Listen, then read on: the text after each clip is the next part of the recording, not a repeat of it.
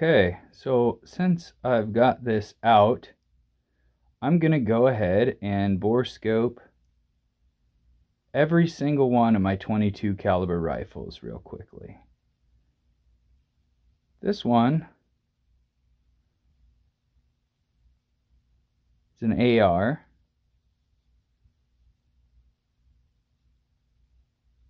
Looks like there's a little ding right there. Interesting.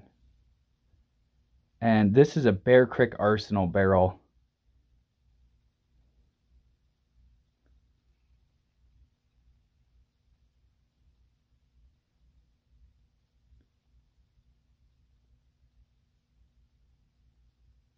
I just cleaned everything, so should be able to see any anomalies.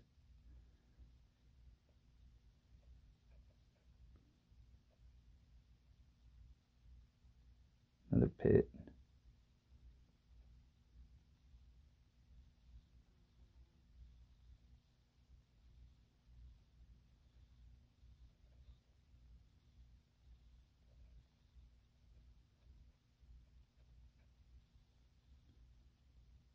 Another interesting little area there.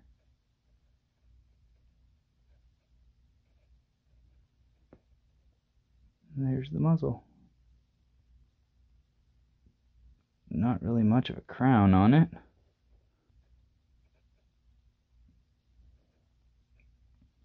little bit. Not bad. This particular weapon has about... Oh shoot, I don't want to be too conservative. I would say about 500 rounds through it. So right here is another 22 long rifle, and this is, here's the muzzle, nice crown on it there.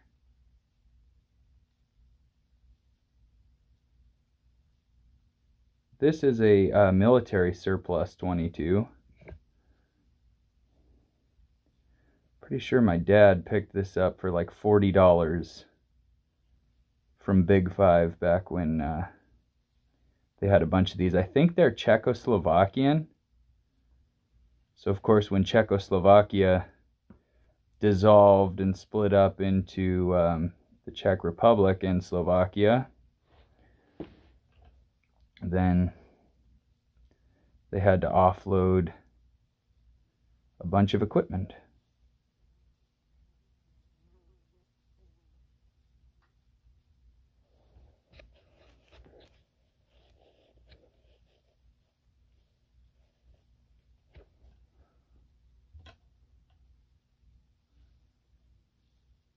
And this 22 has thousands and thousands of rounds through it. The only issue I've ever had with this gun is my ejector started to get a little bit galled. This particular weapon, the ejector is on the firing pin. Tiny little anomaly. And so you eject around by slamming the bolt open, and the firing pin catches on a little lug. There it is. Chamber. Good looking. A little bit of a scratchy there. So you chamber around, or you eject around out of this rifle by slamming the bolt open, and the firing pin catches a little lug and ejects it. That got a little galled and quit working, so the thing didn't want to feed, didn't want to eject, and I was able to get that fixed by just pulling it apart, knocking a pin out, and filing it sharp. So, and this is probably an 80-year-old weapon. Another AR, And this is a Brownells AR-15. This is the one with a fast barrel that I thought it had something to do with maybe being nitrided.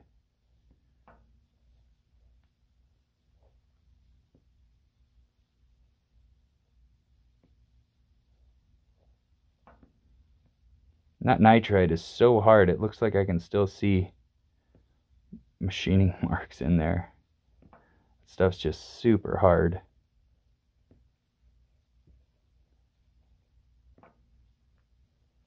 And this one, in my experience, is not quite as accurate as the Bear Creek Arsenal one, but it is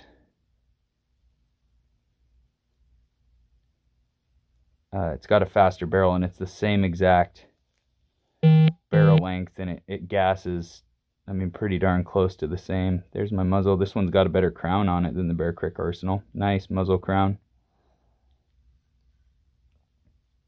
And this weapon's got, oh, maybe a little less than the Bear Creek one, so maybe 300 rounds through it.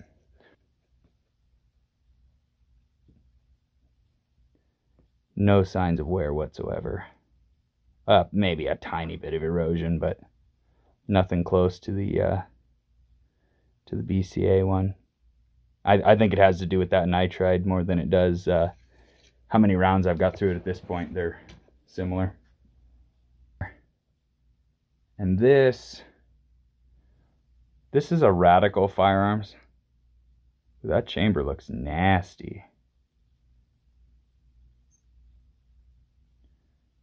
So this is another one of the dirt cheap AR-15 manufacturers. This is a stainless barrel. They call it match grade.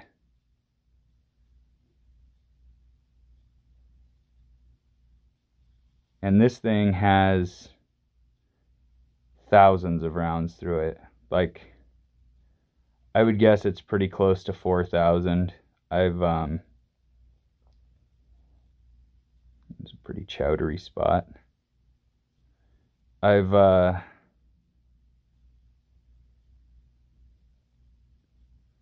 Excuse the camera turning. They didn't send a collar with this bore scope, like a set collar, so I can't exactly use it how it's supposed to be used. I even bought the extra set of mirrors, and it didn't come with a set collar in any of them, a locking collar. So after thousands and thousands of rounds, this thing still looks pretty good. And part of that, I attribute a lot of that to the fact that I keep them clean. That's got a really nice target crown on it. You know, I keep my weapons pretty clean. I clean them way more than everybody says you should. And, you know, I just really think that makes them last longer. I think opposite of what a lot of the, say, upside down apostrophes gurus say about making a barrel last forever. I think a lot of those guys are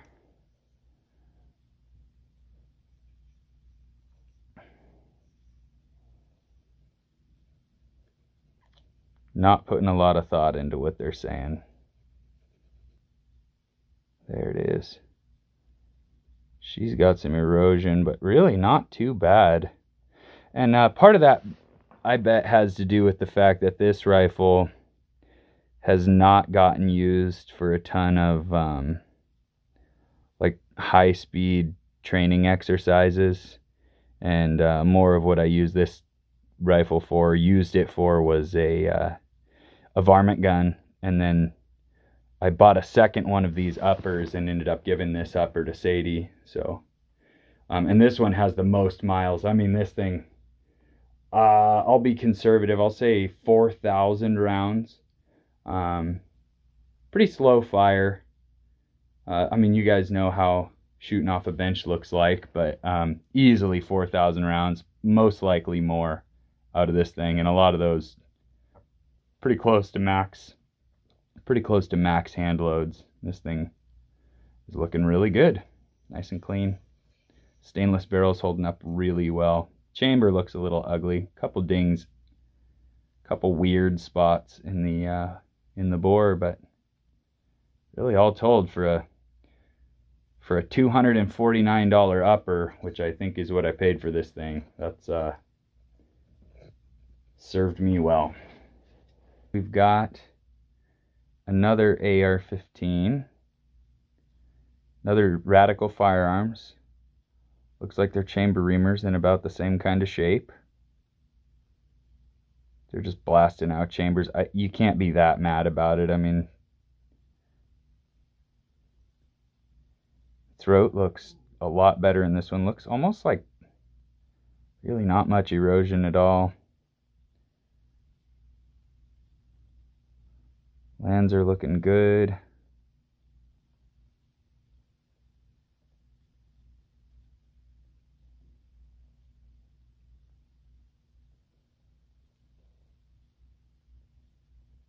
Couple anomalous features in there, but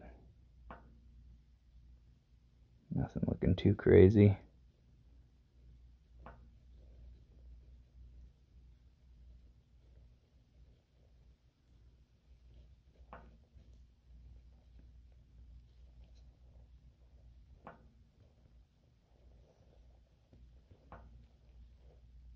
There's a really nice crown on this one, even better than the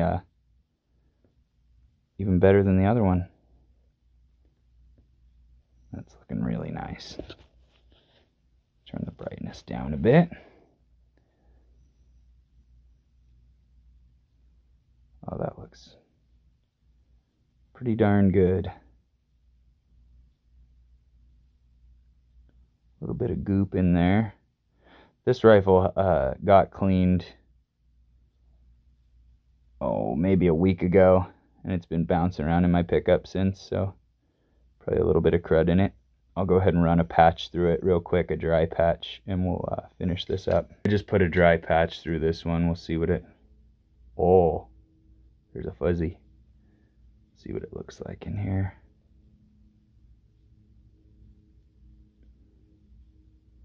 Yeah, that looks really nice. A little bit of carbon. I scrub mine with bronze brushes and then swab them back and forth between a bronze brush and a swab over and over and over. So I'm gonna take a note. I'm plenty happy with that. That looks nice and clean. I like the corners of my groove and land right there to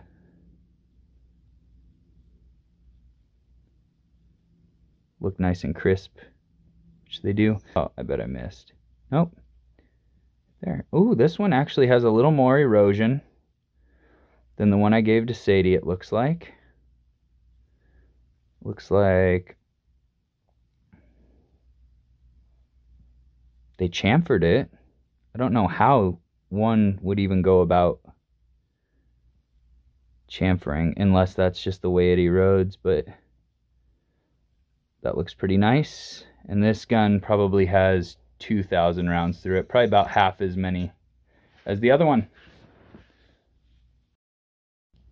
So as a last thing, I took the mirror off of my bore scope here just so I could look down a bore. This is that last AR that I was doing, the second Radical Firearmes match 18-inch heavy barrel varmint gun. It's in 223. Now, right there, you can see there's a full bore anomaly. See, and that's what it looks like is in my 22 long rifle. A full bore anomaly like that.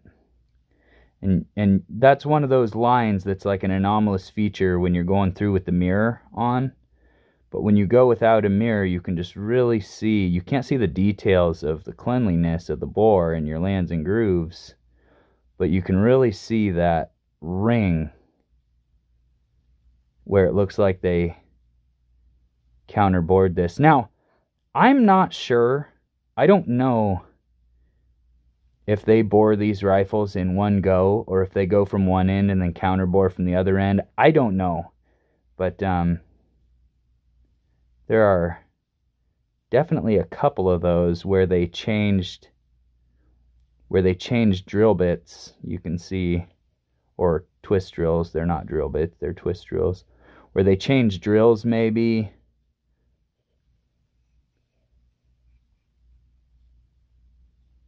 Here we're getting closer to the chamber.